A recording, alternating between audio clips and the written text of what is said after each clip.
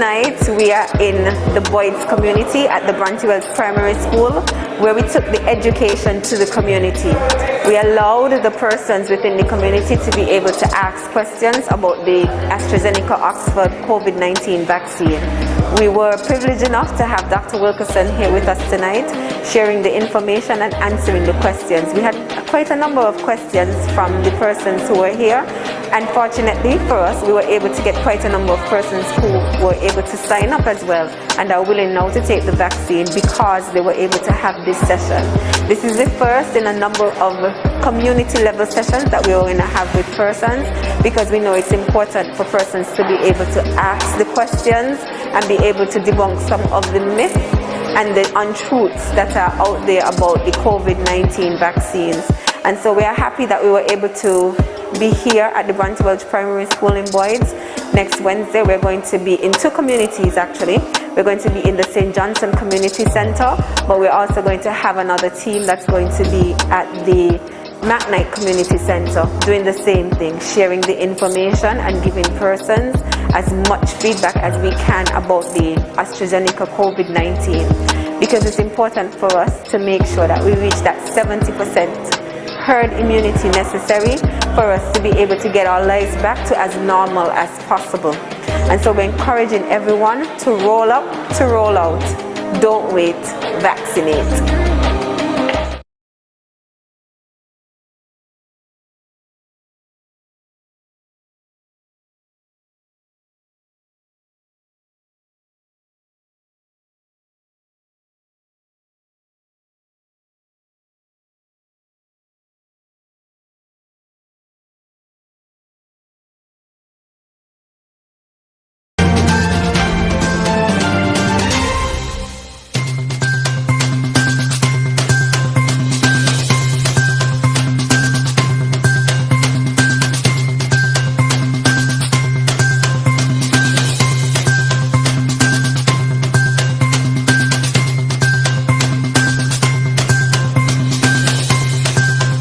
Is on.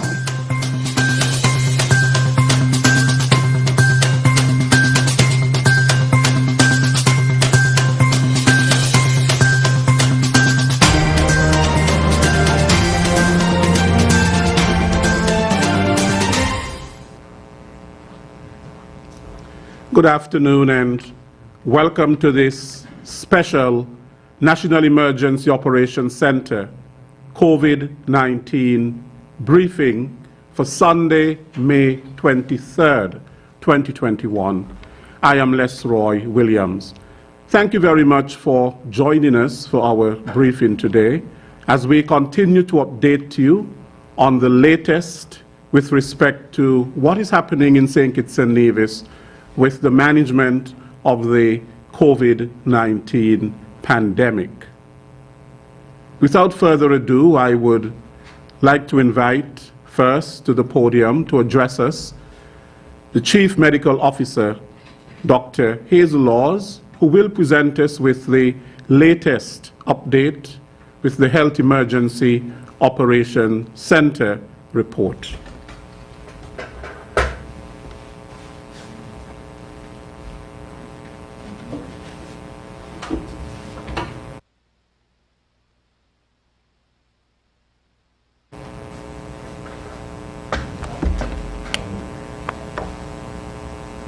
Thank you, Mr. Williams, and good afternoon to everyone.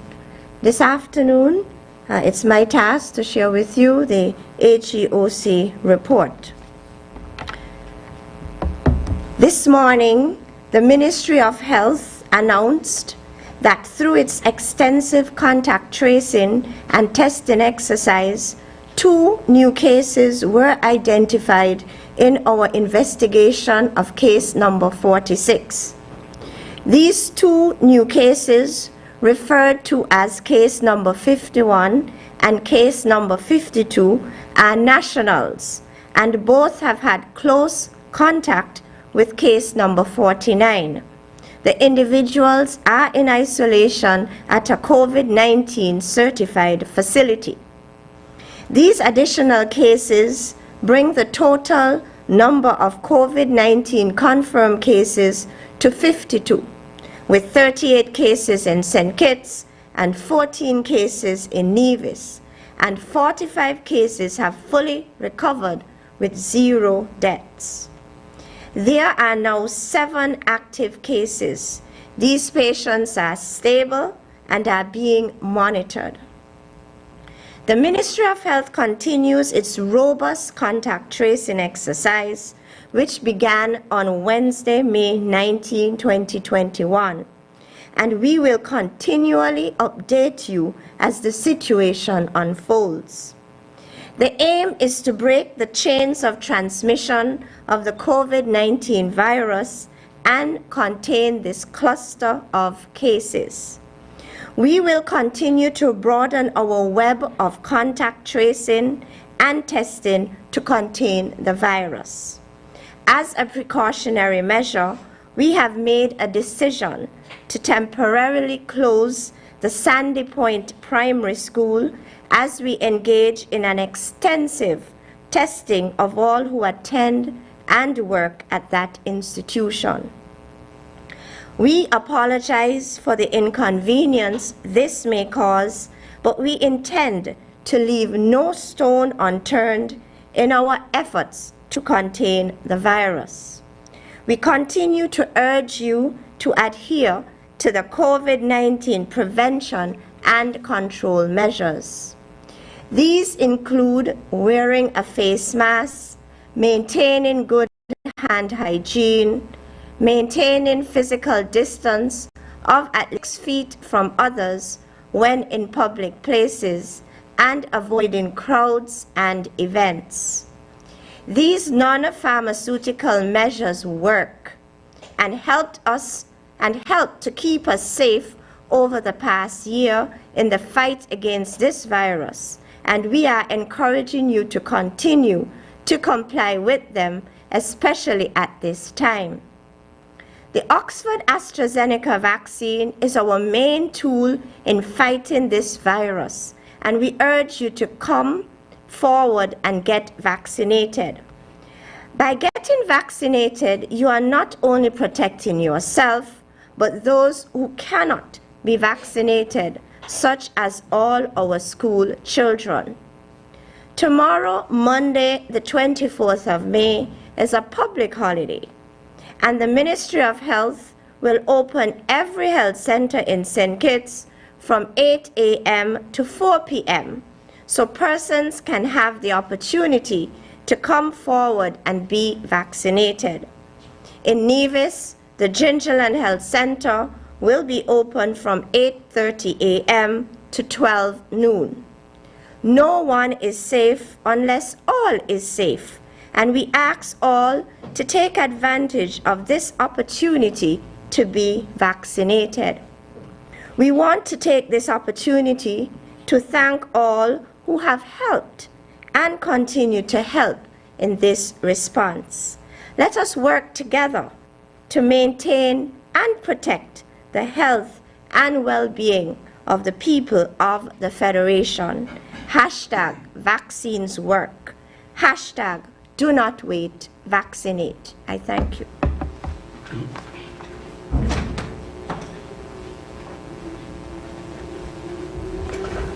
Thank you very much, Dr. Laws. I want to recognize with us the Honorable John L. Powell, Minister of Education, and additionally, we recognize the Honorable Wendy Phipps, Co-Chair of the Disaster Mitigation Council and Permanent Secretary in the Ministry of Education, Mr. William Vincent Hodge. I would now invite Dr. Cameron Wilkinson, Medical Chief of Staff, to address us.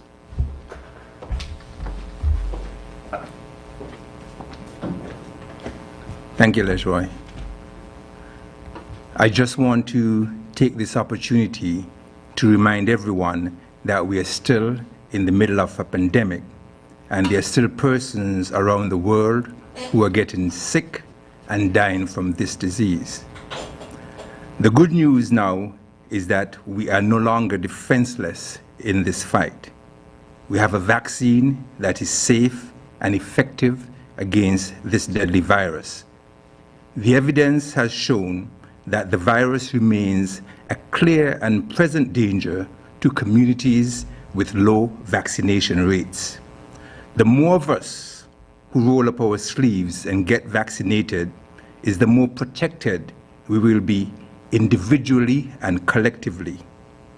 We have sacrificed too much to get this far in this fight without the loss of a single life, and we want to keep our death rate at 0. The virus will keep coming as long as our borders are open, but we must use all we have available to us to ensure that it does not find a home in our communities. Let us continue the fight by getting vaccinated to protect ourselves and those who are dependent on us for protection. There is not a single school child who can receive the vaccine, and they're all dependent on us as adults to provide that shield of protection around them. We have made significant progress in the vaccination rollout with the administration of 21,459 doses thus far.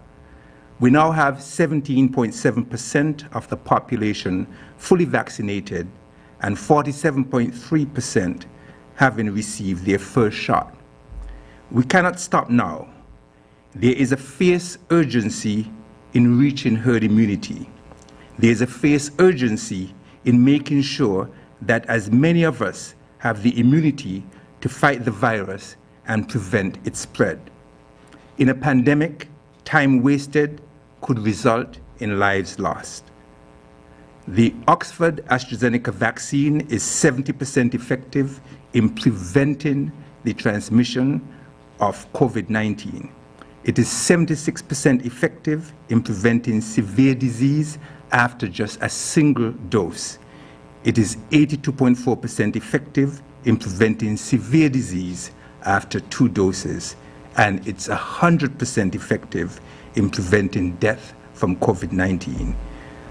I urge those of you who are not vaccinated as yet to use the opportunity provided by the Ministry of Health, tomorrow a public holiday, to get vaccinated at our health centers in St. Kitts, which you heard will be open from 8 a.m. to 4 p.m., and in Nevis at the Gingerland Health Center, which will be open from 8:30 a.m. to 12 midday. Don't hesitate. Please go out and get vaccinated. Do it for yourself. Do it for our children. Do it for every pregnant woman and her unborn child who cannot be vaccinated. Do it for your country. Do it as a citizen of this world, as no one is safe until everyone is safe. I thank you.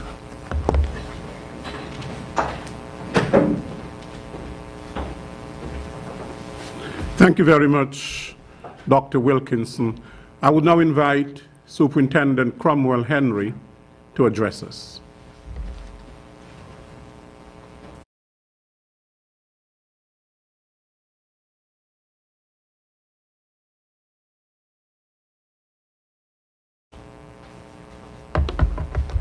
Thank you very much, Mr. Williams, and a pleasant good afternoon to all listening to this broadcast via whatever means. The security forces and the compliance team, that is the COVID-19 compliance team, stands ready to assist the health authorities in their quest to contain and prevent the spread of the COVID-19 in the Federation. We therefore ask you, the public, to assist us in this regard.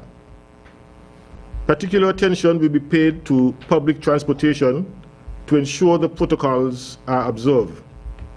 Operators of these vehicles are reminded that the driver and all passengers on the vehicle must wear a mask for the duration of the trip. Further, hand sanitizers must be made available so that passengers can be hand sanitized upon entry. The windows, weather permitting, must be kept open at all times to allow the circulation of fresh air. Officers from the Compliance Task Force will be making spot checks to ensure that these measures are adhered to. A number of persons have been advised by the Chief Medical Officer to self-quarantine pending the outcome of their COVID-19 tests. This means that these persons must remain in their homes and not allow persons outside of the household to enter. Officers of the Compliance Task Force will be making periodic checks to ensure that this particular directive is adhered to. A failure to comply with any directive given by the Chief Medical Officer in the interest of public health is a violation of the Public Health Act and the COVID-19 Prevention and Control Act. We therefore solicit the full cooperation of all concerned with this measure.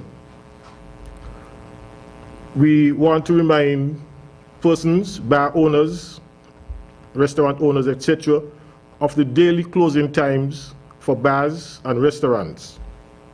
These establishments are required to be closed to the public at 11 p.m. nightly and to completely close by 12 midnight. Please note also that no bands or DJs are permitted to operate at these establishments or anywhere else for that matter. However, moderate in-house music will be permitted.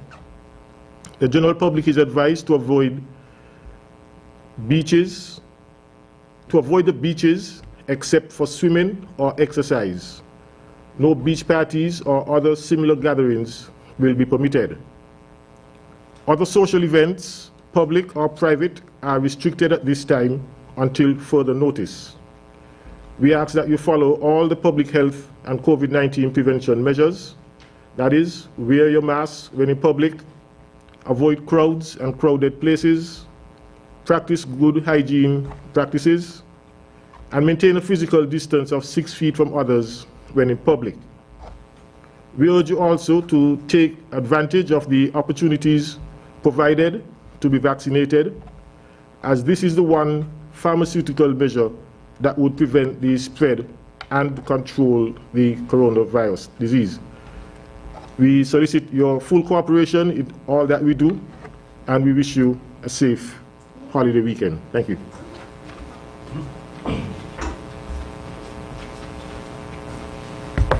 Thank you very much, Superintendent Henry. That brings us to the end of the presentations. We now have our question and answer segment. The first question comes from the Observer newspaper. If spectators are to be fully vaccinated to attend sporting events, do the athletes as well have to be vaccinated?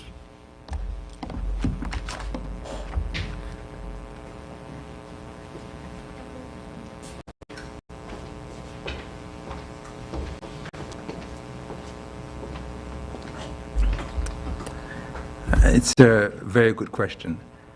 For some time we have been having sporting events without any spectators. And while there is not a mandate for persons to be vaccinated, we encourage every person involved in a team sport to go forward and get vaccinated. As it relates to the spectators, we have now opened the opportunity up for persons who are vaccinated to attend these events so that they can observe these sporting activities. And so we are dealing with two separate matters here. We have the persons who are playing the sports who are in a separate place to the spectators, and right now for you to get in to see these activities you need to be vaccinated. We are, however, continuing to work with the teams to ensure that as many persons, if not 100% of these persons, eventually get vaccinated.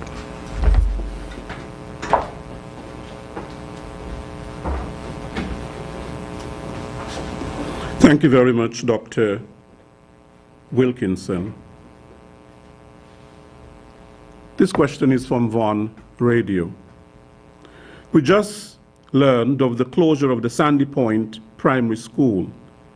Is it recommended for the parents to stay home with these children as well for precautionary measures?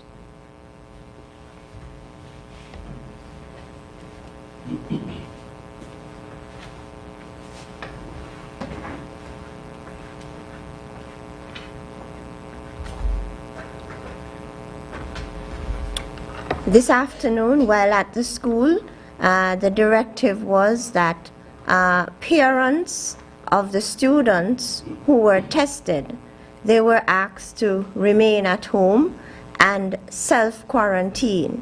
So the students who were impacted or identified this afternoon and who were tested, those households were asked to self-quarantine. So we are asking the parents, guardians, and household members of those students who were tested to self-quarantine at this time.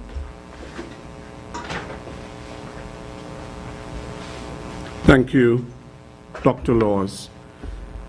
Closing the Sandy Point Primary School makes sense. However, what happens to other persons who share the same household, since we do not know their status? They went to work in various places. Don't you think it would be a good idea to close down the country for the next 14 days, which would give time for a better evaluation?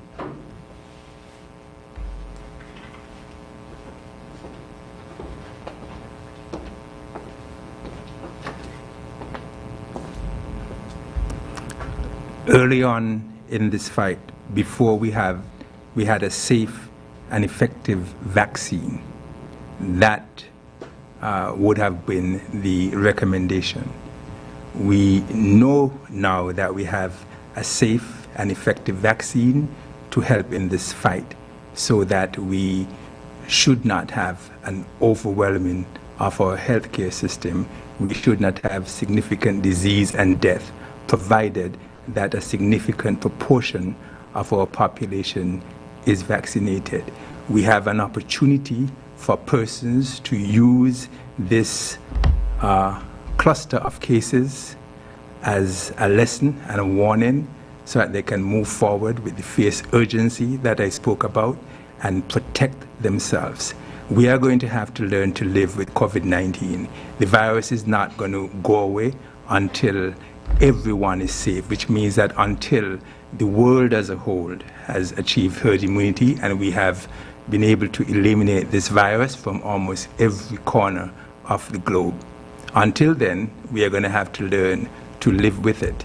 And we can't run towards the point of closing down the country every time we hear that we have a new case. And this is not going to be the only time that we are going to have an increase in the number of cases. We are doing all we can right now with our extensive contact tracing to identify every person who is positive, so that we can contain the spread of the virus. But even if or when we are successful, it will happen again. It might be next week, it might be next month, it might be 2-3 months from now. And we can, as a knee-jerk reaction, decide that we're going to close the country down every time that happens. What needs to happen is that persons need to go forward and get vaccinated, so the next time we hear that we have a number of cases, if we have reached herd immunity, we would know that most persons will be protected, and the 1 or 2 persons who got infected, they can be isolated and given the best medical care possible and recover, and the country can move on as normal.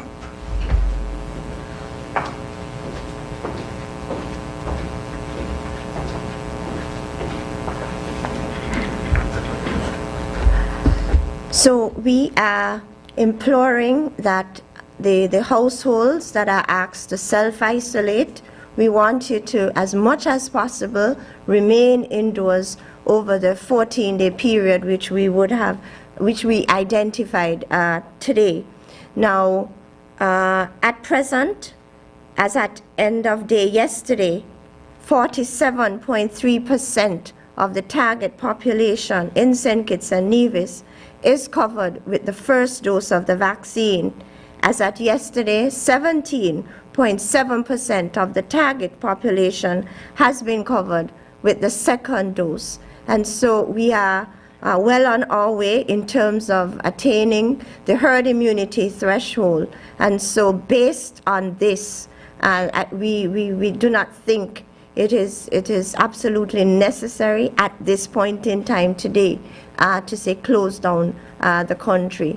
But we are asking the households of the children who were tested today to, as much as possible, stay indoors, remain in self-quarantine. In so doing, you're going to help us to break the chains of transmission of the COVID virus.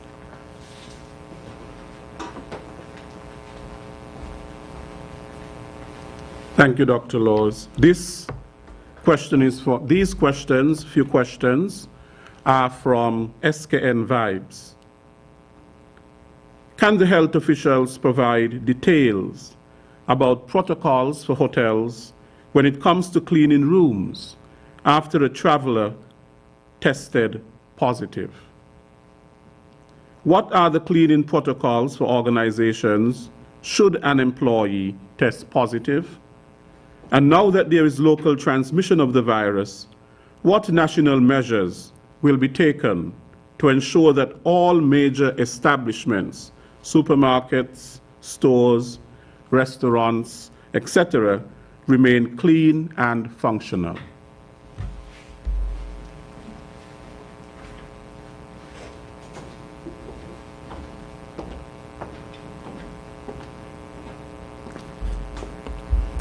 I don't think that I can go through the detail of every protocol that the hotels have in place for cleaning at this point in time. We, however, know the basics that will keep us safe, because I kept saying the virus is always looking to hitch a ride. The virus is always looking to move from one person to the other. And we have the barriers that we can put up to prevent that. And we speak about social or physical distancing. We speak to wearing the mask. We speak to hand sanitizing. And we were able to, for almost a year, use those non-pharmaceutical measures to protect ourselves and to prevent the virus from leaving our places of quarantine and getting into our community.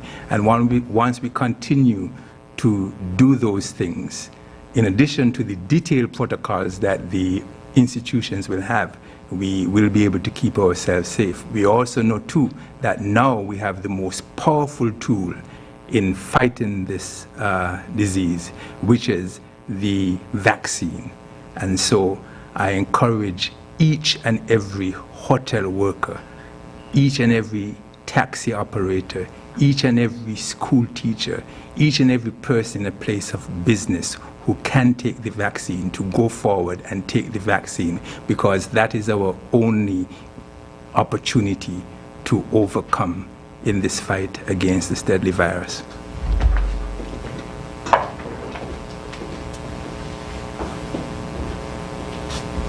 This question is from ZIZ.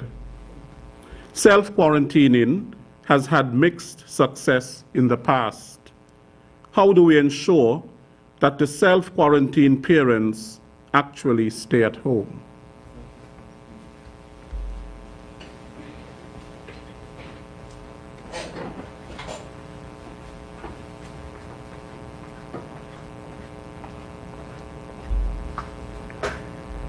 Very good question, Mr. Williams. And I will start by saying that as individuals who are a part of our local population, we all have a responsibility in terms of fighting this virus and this COVID-19 pandemic. And so we all have a responsibility in terms of, if you are asked to remain in home quarantine, you have a responsibility to adhere to this request and this recommendation. And we all have a collective responsibility. And so we are asking community members, if you are aware that your neighbor is supposed to be in self-quarantine, you could also provide us that information. And then from a national point of view, the National COVID-19 Task Force, we have a cadre of compliance officers. They will be provided this data, this information, and they are going to help us to monitor those who should be in self-quarantine. And then there's the 311 hotline that's available, and so anybody, you're free to call in and to provide us the relevant information that would help us to fight this pandemic. And we are all, it's an all of society approach, and we want everyone to come on board and provide us the relevant information so that we can be successful even in this regard. Thank you.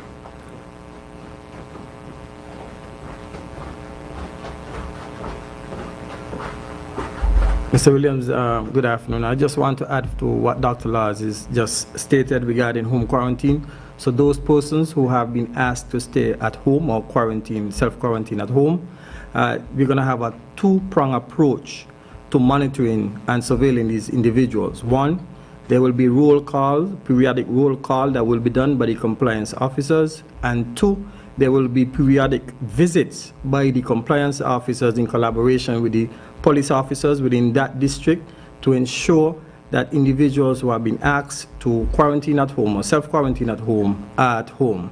If you're not at home, you will risk having to be taken to a government-designated facility, and then the law will be applied to you. Thank you.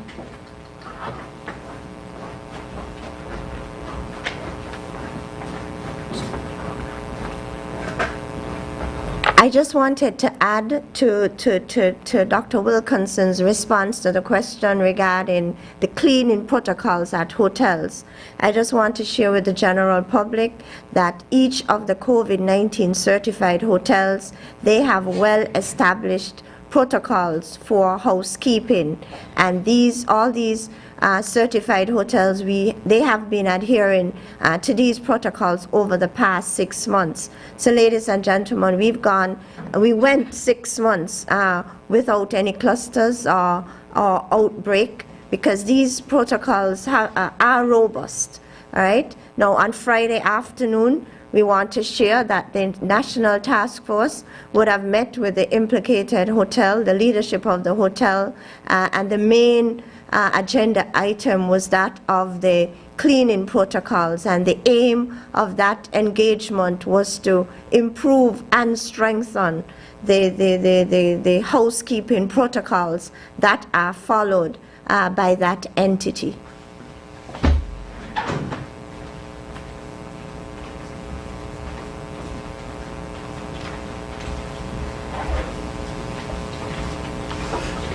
Just to follow up on that question about how would we enforce this self-quarantine, we always say the police and the authorities cannot do it alone.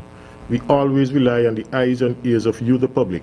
So these persons who are supposed to be at home, if you see them out of your homes, we ask that you call the nearest police station, or you can even call 311 or 911 and report these sightings. But we are relying on persons' integrity and to ensure, for them to ensure that they remain at home, bearing in mind that, as I said in my presentation, that it is an offense to disregard any directive given by the chief medical officer in the interest of public health. So we ask persons to really take this directive serious and remain at home. Thank you all. This question is for the Minister of Education. What is the education curriculum plan that the Ministry of Education will put in place to prevent learning gaps during the 14-day closure of Sandy Point Primary School? Will the ministry go to a full virtual learning approach to education for the primary school so the children will not fall behind?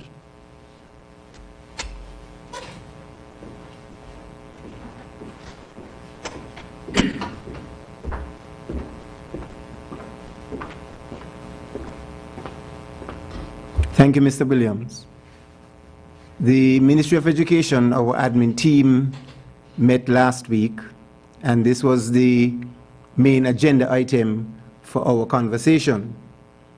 The Sandy Point Primary School will be asked to go back online. We have already met with the persons in the Management Information Unit, the EMIS, and the Curriculum Development Unit who will guide that. Now, we know that not every child may have a device, or every teacher for that matter, but some cell phones would be able to be used for this particular purpose. Teachers have had some training in online instruction as well as using Zoom. The ministry designated platform is Microsoft Teams. Teachers have had training, students have been exposed to this, and that is one of the schools where all the students are actually registered to be online with their passwords and so on. So we would activate that, that school's platform for them to be able to get some instruction. Additionally, in terms of secondary schools, their CXC exams are about to start. That would be another conversation. The exams are about to start. Some of the students, the fifth form students, are already home preparing for their examinations. The common assessments in secondary schools for forms 1, 2, and 3, those would be coming up later in June. I think it's the 22nd of June for those exams. In terms of all primary schools, their class teachers are preparing end-of-term tests. And so very shortly, once schools are remaining open, they would go into testing for the end of the term examinations.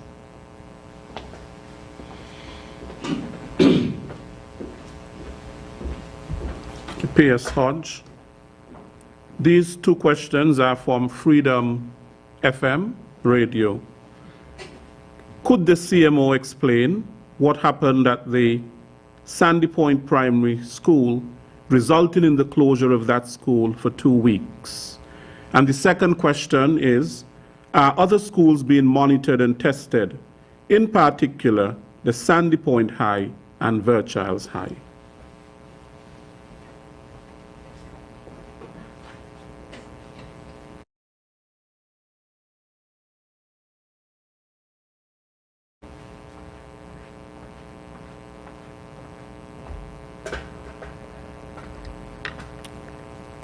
So earlier we announced the closure of the Sandy Point Primary School because we identified some confirmed cases of COVID-19.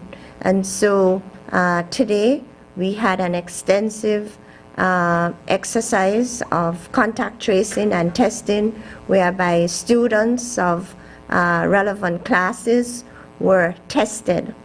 So their samples are being processed as we speak. And so that's, in summary, what took place at the school earlier today. And so in terms of the Ministry of Health's response, we continue our robust contact tracing exercise, whereby we have identified confirmed cases of COVID-19. And so our public health team, we are highlighting and following up all the contacts of these cases within the school system and outside of the school system. So it's not just within the school system. All the contacts of the cases are being identified, evaluated, tested, and placed into quarantine for the incubation period.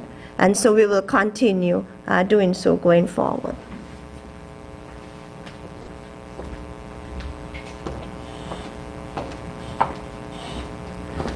I just want to add also that the virus cannot move from point A to point B without your help.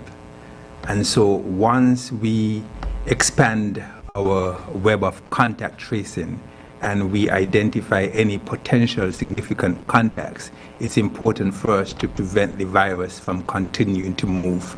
And the way we do that is to stop people from moving.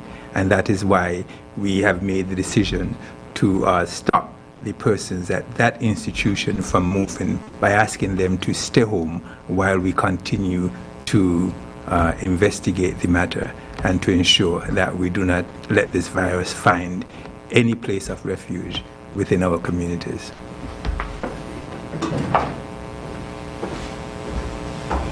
This next question, is there any advice to the household members of students undergoing testing in the contact tracing process?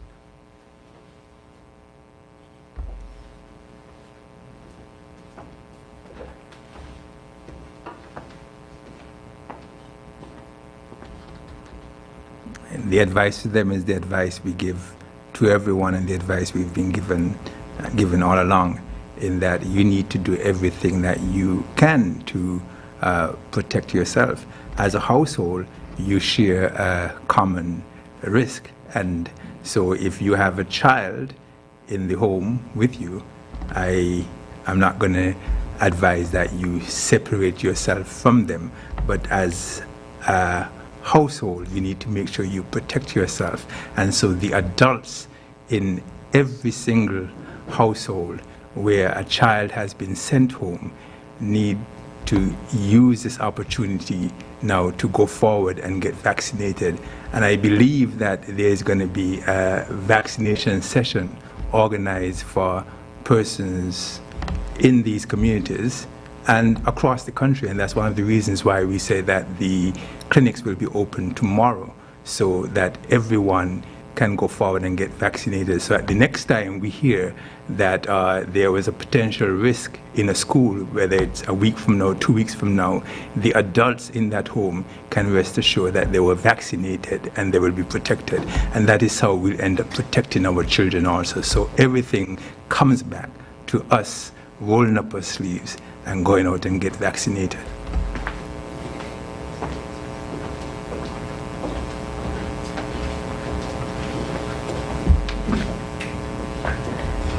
Les Roy, that's a very good question, and I want to just provide some additional advice to the members in these households. Well, I want to underscore the importance of the prevention and control measures for COVID-19. And so if you are a household with a child who attends this school, so the child would be the individual who was at risk of exposure to the virus. And so I want the adults, the mother, the father, the adults, the guardians of the children to remember the importance of wearing the face mask when providing care to the child. And remember to wash hands properly after attending or providing care to the child. So in other words, I want to emphasize the importance of the prevention and control measures for COVID-19 at this time. And so in a household, if there is a child who may have been exposed to the virus, you can protect yourself by wearing the face mask while at home, because that's the issue at hand. Wear your face mask while in the house at home, and make sure you wash your hands thoroughly, before eating and after providing care to the child. So at this time, my biggest recommendation is to remember the simple prevention and control measures of wearing the face mask, hand sanitization. I mean, in a household, it may not be possible to be physically distanced. I won't recommend that from the child, but you need to wear your face mask and make sure your hands are clean after any physical interaction between yourself and the other family member. Those are critical points to remember.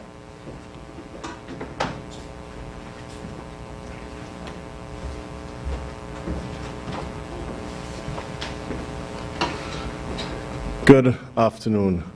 The Ministry of Education continues to provide as much support as possible to the Ministry of Health, but we also see the need to provide support to the students and parents and guardians of the Standing Point Primary School at this moment as well.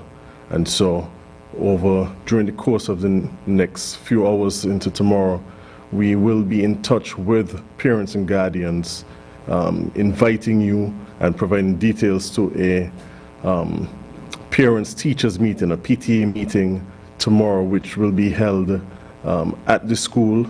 We will also make that meeting available virtually for those who may not be able to attend in person.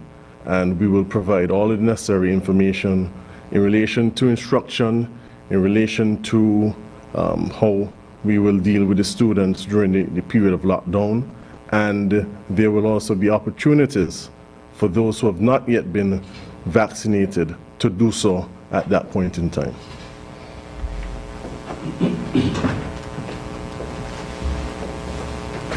Thank you, Minister Powell.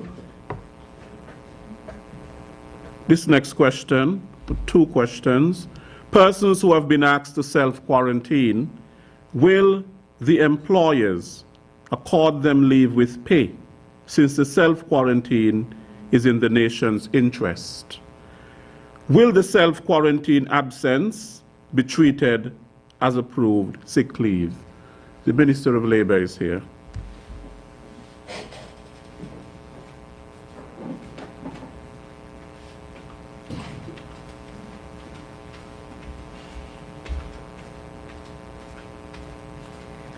Good afternoon, Lesroy. Before I answer the question, could you repeat the question in its entirety? I want to make sure I capture the front. Persons who have been asked to self-quarantine, will the employers accord them leave with pay, since the self-quarantine is in the nation's interest? And will the self-quarantine absence be treated as approved sick leave? Okay. I will answer the second part of the question first. And it has to do with the fact that when it comes to quarantine and also isolation, it is an issue where an individual or a group of individuals would have been placed in that type of situation by the state authority on public health, who happens to be the chief medical officer. And it is done in the interest of protecting the health and safety of the public at large, while at the same time ensuring that you give the affected individuals the opportunity to recover from their illness or to be isolated during a period wherein a determination is being made as to the nature of illness, especially if it's something that is infectious. As a result of that, the Ministry of Labour, in collaboration with the Legal Department through the Office of the Attorney General, is currently approaching that particular matter. And as a matter of fact, we would have, over the course of the last 24 hours, been preparing a document which would be applicable to the Social Security Act and also falls in line with the provisions of the Quarantine Act, the Public Health Act, and of course, by no means least, the COVID-19 Control and Prevention Act. And essentially, what it states is that if an individual is away from work by order of being ill or by a state authority, then that person is to be considered as being out of the realm of work, decent work that they would normally have. And then when we take into account the Social Security Act, especially that particular portion, the section escapes me now, but it speaks to the payment of sickness benefit. That particular part of the legislation also speaks to that as well. So I say all of this to say, Lesroy, that the fact is that once someone is in quarantine or isolation, as long as they're being gainfully employed and covered under the Social Security Act by virtue of being registered and by virtue of having regular contributions being paid in by the employer on his or her behalf, that person's period of quarantine and isolation will be considered to that extent. In terms of the first part of your question, though, in terms of employers looking at it as time for which the employee should not be penalized, we are hoping that that is the point at which the employer, through their own humanity and their own regard for the public health regulations, would recognize that these persons, these workers, are not in isolation or in quarantine because of something frivolous that they would have done on their own. And as such, however, it also then means that the requisite paperwork between the Ministry of Health and the Social Security Administration would have to be put in place to justify that with the full involvement of the employer.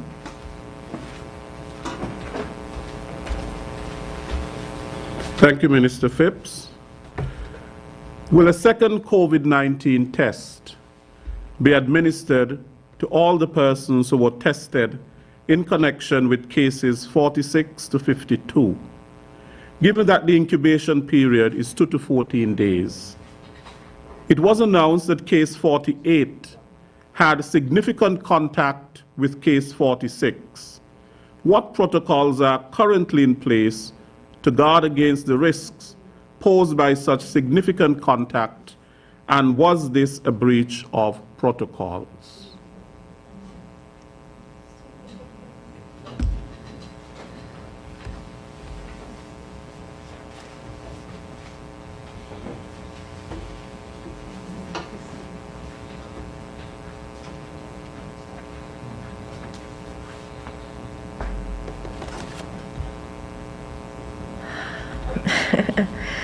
Mr. Williams. Okay, let me begin by saying that all the students being tested will be retested after a 2-week period, which is 2 weeks is the incubation period for COVID-19. And so all individuals who are tested, they will be retested again at the end of 2 weeks. So if you are placed in quarantine at a government a COVID-19 certified facility, or if you are asked to remain in self-quarantine, the period is 2 weeks, and you will be tested at the beginning and then at the end of that period. And then the second part of the question refers to the contacts. Now, a previous media release would have shared that there was some interaction between case 46 and 48, and that's because of their sharing a work setting. So I'm not sure if I'm misunderstanding the question. They shared a work setting.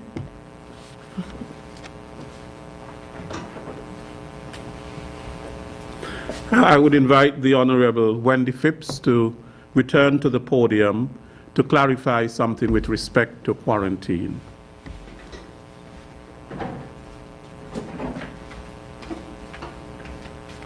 Thank you, Mr. Williams. After I would have given the answer a few minutes ago, there was a query raised as to whether or not, if someone is placed in quarantine by the order of the CMO after having returned from overseas, if that means that Social Security would have kicked in so that the person can benefit. That can't happen, because a Social Security benefit as a result of sickness is a totally different kettle of fish compared to someone who would have traveled overseas and now is returning and would be facing either a 9 or 14-day quarantine as a result of the travel overseas. The two things should not be confused, even though quarantine is quarantine. Okay, we are talking specifically about quarantine or isolation directed by the Chief Medical Officer that affects an individual who is covered by Social Security to the point where he or she cannot go into work. That is the context in which I refer.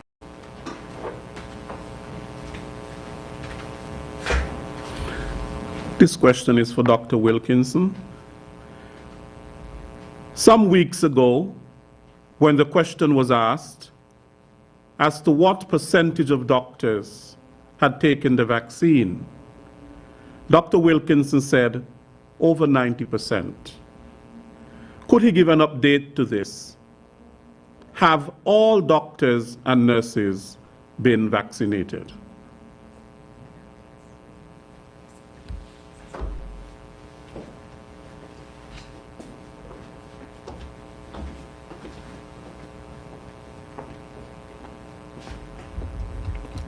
The answer to your question is right, and it cannot give you an exact figure. The percentage of vaccinated doctors remains very high, more than 90%, and the number among the other healthcare workers, the nurses, it's increasing. The Ministry of Health can attempt to look at the data and come back and give you a more definitive answer.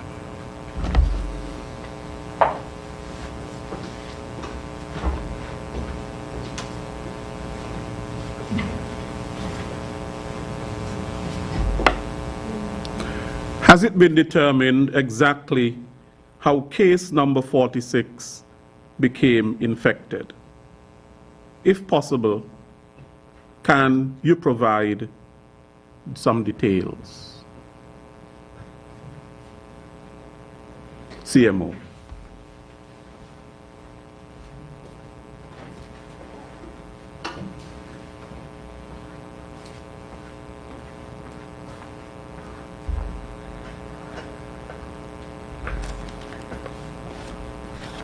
Based on the findings of our contact tracing process, data evidence suggests that case 46 is significantly linked to the imported case 47.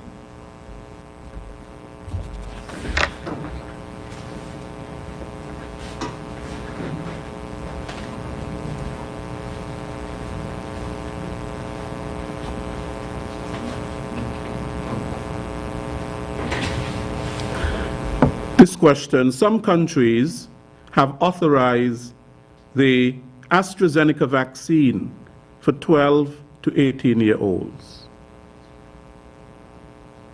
I have not heard that, but you can clarify. Are there plans to do the same in St. Kitts Nevis?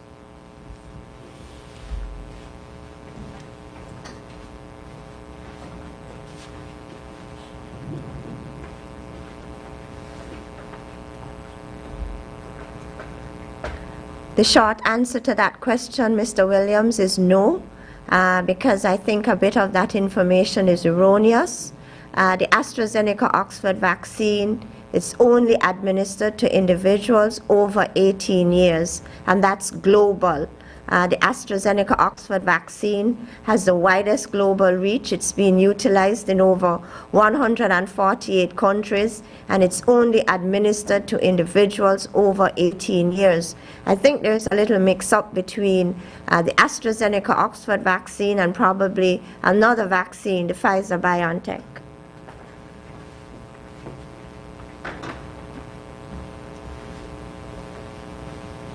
Someone is asking how the people who are in quarantine will get food and household items.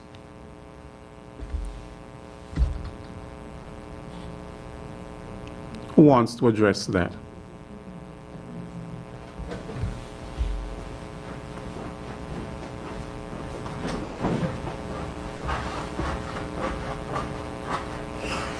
Yes, Mr. Williams, great question. What we are asking first if family members of those individuals can assist using the protocols, making sure that they don't come into direct contact with them. And that is one of the options that we are advocating. The second option is that we are in discussions with a number of NGOs and also other stakeholders within the private and public sector in terms of providing some support to these persons who are in quarantine or isolation.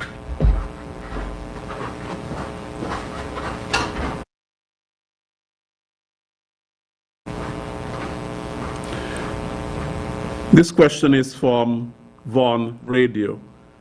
Were the parents of all the children of Sandy Point Primary tested as well, seeing that they are in close contact with these children?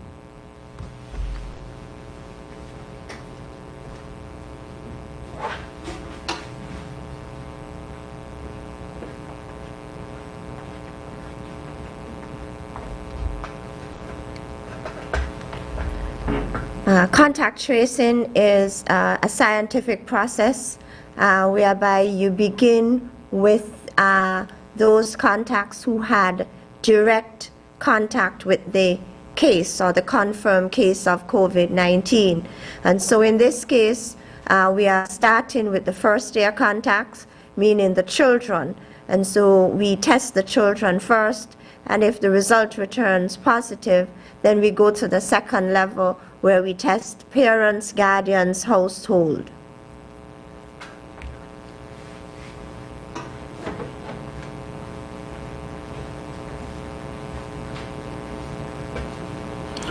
Okay, that brings us to the end of our questions for today.